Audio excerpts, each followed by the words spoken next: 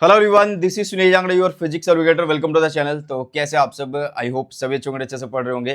तो आज हम बात करने वाले हैं क्लास 11th वाले बच्चों के लिए, मींस क्लास 11th की फिजिक्स का कंप्लीट सिलेबस क्या रहेगा 2026 के लिए, उसके बारे में हम बात करेंगे। मतलब सिलेबस से क्या क्या डिलीट हुआ है, क्या क्या हमें नहीं पढ़ना, या फिर ऐसे कौन से टॉपिक हैं जो डिलीट होने के बाद भी हमें पढ़ने चाहिए।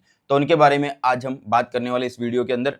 बेटा, बहुत सारे बच्चों की डिमांड आ रही थी कि सर आप सिर्फ और सिर्फ क्लास 12th के लिए वीडियो बनाते हो, तो अब से क्लास 11th के लिए भी इस चैनल के ऊपर वीडियोस आएंगी। मतलब पहले भी आई हैं, बट वो एक सीक्वेंस में या एक रेगुलर वे में नहीं आई है। बट अभी 11th की वीडियोस रेगुलरली आप लोगों को मिल रही होंगी। तो इसलिए फटाफट से 11th वाले बच्चे भी अगर फिजिक्स में पढ़ना चाहते हैं, और मैं यही बोलूंगा, अगर आप लोगों को भाई अच्छे से फिजिक्स पढ़नी है, मतलब आप चाहते हो कि यार एक ही बार में मेरा नीट हो जाए, जेई हो जाए, तो स्टार्टिंग से ही फिजिक्स को पढ़ना चाहिए। तो 11th की फिजिक्स स्किप नहीं करनी है, वो पढ़नी चाहिए। ओके, बर्बाद नहीं करनी है, ठीक है। पूरा कंटेंट आपको इस चैनल के ऊपर मिल रहा होगा, तो फटाफट से चैनल को सब्सक्राइब कर लो। सबसे पहले बेटा, टेलीग्राम चैनल है सुनील जांगड़ा सर के नाम से, इसको ज्वाइन कर लेना। क्योंकि जितने भी मेरे नोट्स हैं, ठीक है, मतलब जो भी मैं डिजिटल हैंड रिटन नोट्स बनाता हूँ, सारे के सारे आप लोगों को यहाँ पे मिलेंगे। इंपॉर्टेंट पीडीएफ जो होंगी, और जो मेरी क्लासेज होती हैं उनके लिंक, जो कि फ्री क्लासेज होती हैं, उनके लिंक आप लोगों को यहाँ पे मिल जाएंगे। तो ये टेलीग्राम चैनल आप लोगों के लिए एक वरदान है। तो भाई जल्दी से इस टेलीग्राम चैनल को ज्वाइन कर लो, ठीक है। तो अभी बात कर लेते हैं सीबीएसई के द्वारा जो सिलेबस दिया गया है 2025-26 के लिए। बेटा जी, हम बात कर रहे हैं थ्योरी की। जैसे आप सबको पता है कि हमारा जो बोर्ड एग्जाम बोलूँ या फाइनल एग्जाम बोलूँ तो ज़्यादा सही रहेगा। तो 70 नंबर की थ्योरी आती है बेटा जी, है ना, और 30 नंबर का प्रैक्टिकल आता है। तो हम 70 नंबर के जो थ्योरी है उसके सिलेबस के बारे में हम बात करने वाले हैं, ठीक है।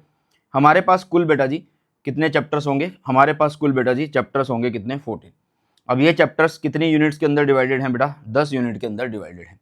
देखो, अगर हम फर्स्ट यूनिट की बात करें तो उसमें फर्स्ट चैप्टर है यूनिट्स एंड मेजरमेंट। मतलब पहले फिजिकल वर्ल्ड भी आता था, बट वो डिलीटेड है, वो नहीं हमें करना है। ओके, तो चैप्टर फर्स्ट है यूनिट एंड मेजरमेंट। काइनेमेटिक्स जो है वो मोशन इन स्ट्रेट लाइन आता है उसके अंदर, मोशन इन प्लेन आता है बेटा, ये सेकंड यूनिट में आता है हमारा।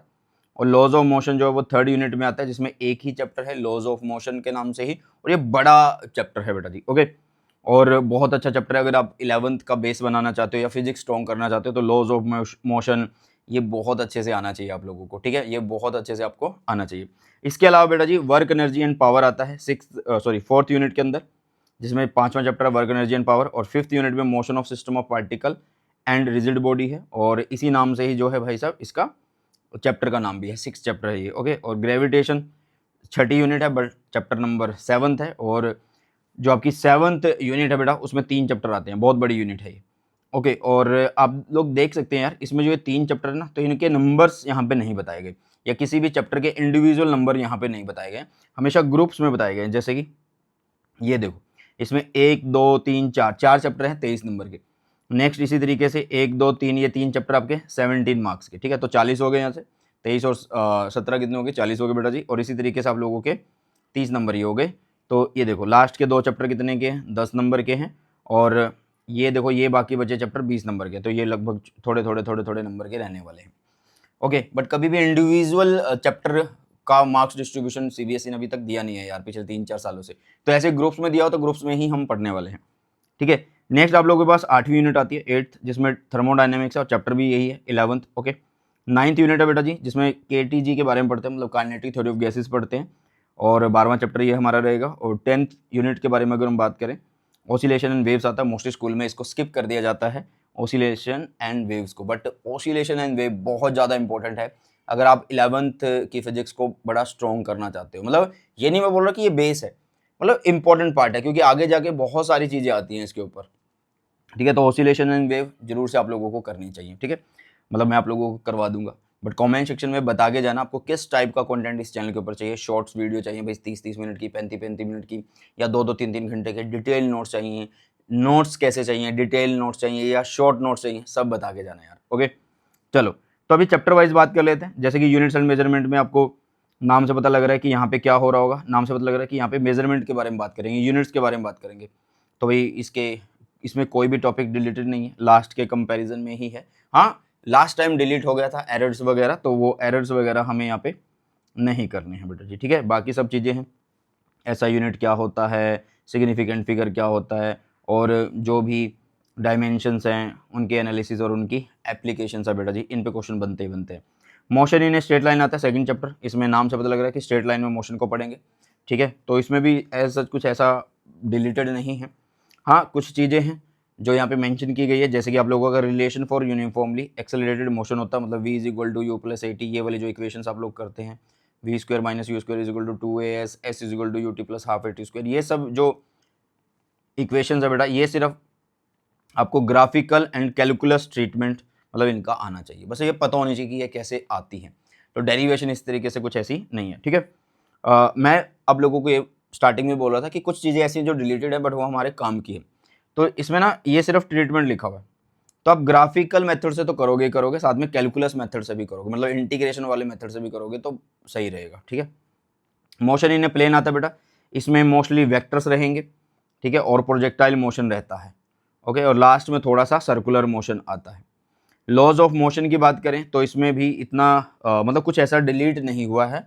हाँ, यहाँ पे जो ये सारे चैप्टर्स हैं बेटा, इसमें जैसे कि ये सर्कुलर मोशन के जो एग्जाम्पल हैं, इसमें सिर्फ 2 एग्जाम्पल आप लोगों को करने हैं, ठीक है, जैसे कि एक vehicle on level road, level circular road, और व्हीकल ऑन बैंक्ड रोड, ठीक है।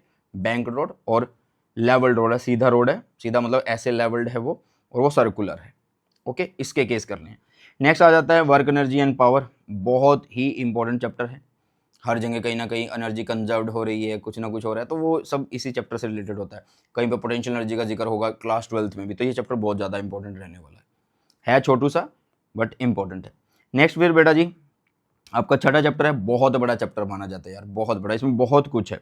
सेंटर ऑफ मास है, 2 पार्टिकल सिस्टम का है, मोमेंटम कंजर्व कैसे होती है, उसका मोशन कैसे होता है, रिजिड बॉडी क्या होती है, उसका centre of mass uniform road का कैसा होता है, तो बहुत सारी चीज़ें डिलीटेड कुछ भी नहीं है बेटा जी, ठीक है।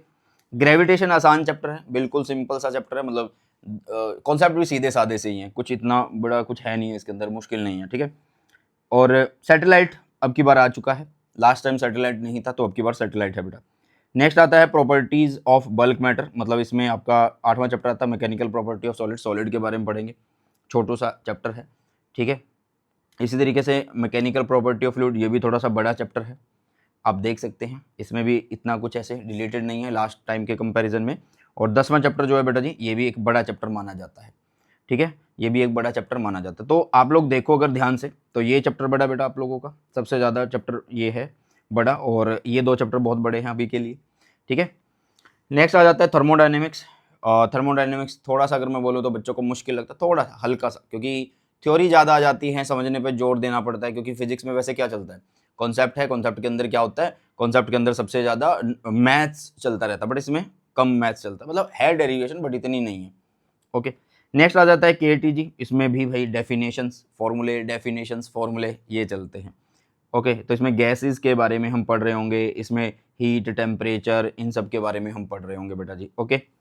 लास्ट चैप्टर्स जो हैं जैसे ऑसिलेशन एंड वेव, जैसे मैंने बोला है कि भाई बहुत सारे स्कूल में ये डिलीट करवा दिया जाता है या करवाया नहीं जाता, क्योंकि पेपर वही है ना, फाइनल एग्जाम स्कूल में बन रहा होता है, वो अपने हिसाब से बच्चे को दे देते हैं टॉपिक्स, तो भाई ये डिलीट हो जाते हैं मोस्टली, स्कूल में टीचर नहीं करते, बट मैं आप लोगों को ये बोलूँगा कि जरूर से करके जाना आप लोग। क्यों करके जाना?